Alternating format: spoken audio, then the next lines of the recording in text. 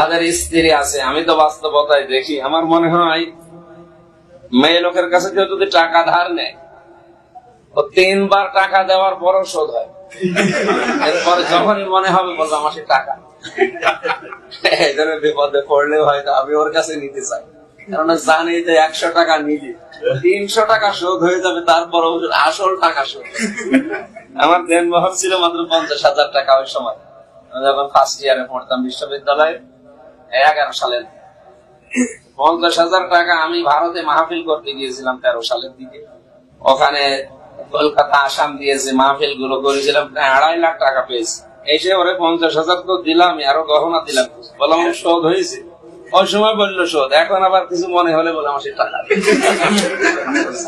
আছে। এই যে বাস্তবে এসেছি তো পাশে আছে, এখানে মাইক থাকলে হয়তো বলতাম না।